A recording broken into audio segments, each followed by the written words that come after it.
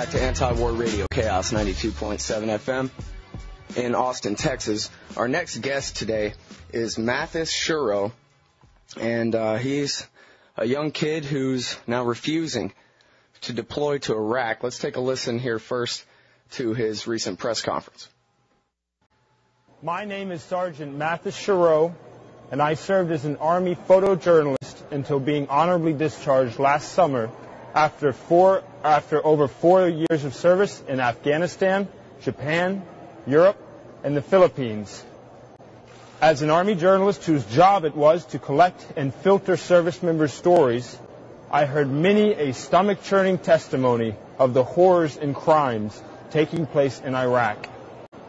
For fear of retaliation from the military, I failed to report these crimes. But never again will I allow fear to silence me. Never again will I fail to stand. In February, I received a letter from the Army ordering my return to active duty for the purpose of mobilization for Operation Iraqi Freedom. Thanks in great part to the truths of war being fearlessly spoken by my fellow IVAW members, I stand before you today with the strength, clarity, and resolve to declare to the military, my government, and the world that this soldier will not be deploying to Iraq. This occupation is unconstitutional and illegal, and I hereby lawfully refuse to participate, as I will surely be a party to war crimes.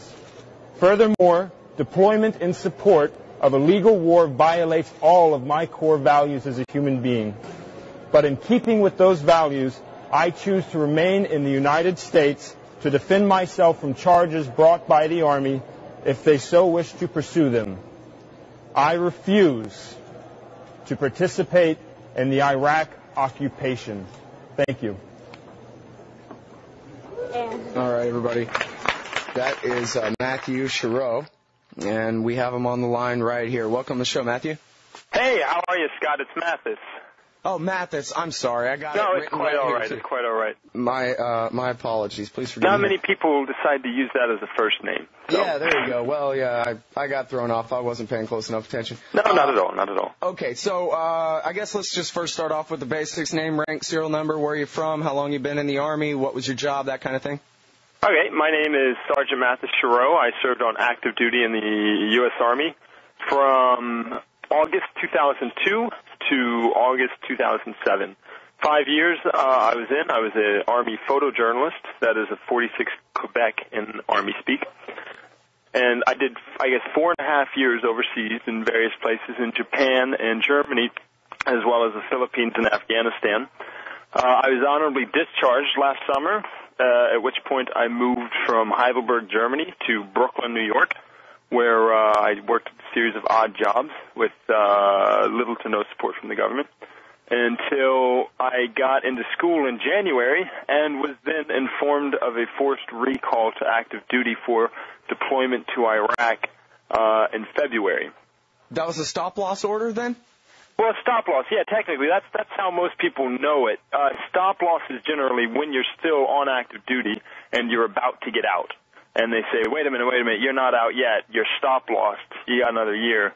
My situation is basically the same, except I was already out. I already had my honorable discharge in hand, and they contacted me after I was out of the military, and my hair was already about 5 inches long, and said, hey, shave it off, buddy, and come back and go to Iraq. Well, that's interesting. You were not in the individual ready reserve or anything? There's not a technicality in your contract that even says they can do this to you? Well, I am in the individual ready reserve. Oh, I see. But that's I did different. 5 years active duty. At this point, I've got about another 2 in the individual ready reserve. I see. So it's under the IRR that they're calling you back up. Exactly. It's under the IRR, which technically they don't have the right to do anyway, as Congress has never officially declared war on Iraq, and it does stipulate in that contract that during times of war you can be called back to boost numbers. But I mean, the fact is, the fact is, they authorized the president's use of force in pursuit of to fight the global war on terrorism. But as everybody in this country, I hope now understands or is coming to understand, Iraq and terrorism never had anything to do with each other. Now, look, I'm an anti-war guy. I wish every single guy in the Army would up and quit right now. Officers, too. However, well, let me just pretend to play war party here and ask you some devil's advocate questions. Sure, please, by all means. Let's be serious about this. Your job as a soldier is not to question policy, but to follow your orders. I mean, you're bound to follow your conscience and not commit any particular war crime, but it sort of sounds like you just don't like the politics of this war. Is that your place as a soldier to decide because you lean this way or that way on the larger political questions? Right. Well, first of all, this has nothing to do with politics. In doing the work that we do as IVAW, we have to address political players. But I am constantly reinforcing to people the fact that we are not trying to play politics.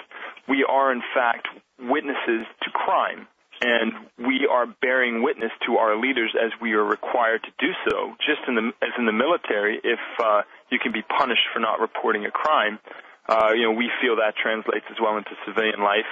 And so as far as the political stuff goes, I'm not going to really address it. We're not trying to endorse any candidates. We're not trying to endorse any platform. What we are doing, though, is standing against, or what I'm doing is I'm standing against illegal orders as I'm required to in the Uniform Code of Military Justice. Now, Iraq being an inherently illegal occupation, it was, I guess, they quickly and quite carelessly authorized or the UN recognized the occupation of Iraq by the United States in the days after we invaded, but they very, very carefully and clearly stipulated that authorization only comes with the understanding that the U.S. will provide basic needs and services to the Iraqi people, which we have completely failed to do. Furthermore, acts occurring in Iraq on a daily basis as the result of flawed policy on top are putting otherwise good soldiers and good Marines and good service members in the position where they are left in the moment with no choice, but often to violate, terms of the Geneva Convention, even stuff laid down in military law that has become increasingly cloudy and unclear, especially to the people serving on the front lines. Rules of engagement have gone under constant redefinition. One day you're authorized to use force, shoot your weapon at just anybody inside of this zone, period, in what's called a free fire zone. The next day they say, okay, only if you see somebody with a weapon, or has been documented by many of my fellow members, if you see somebody with a shovel and a bag, you're allowed to take their life. So, all of these things, and as well as the corporate profiteering taking place in Iraq, leads me and all of my brothers and sisters in IVAW, and I think many members of the active duty military, to question whether or not simply being in Iraq is legal for us as soldiers. And my decision there has been no, it is not legal for us to be there. It is illegal. Therefore, orders to deploy to Iraq in support of Operation Iraqi Freedom is an illegal order, and it is my responsibility as an upstanding service member to refuse those orders.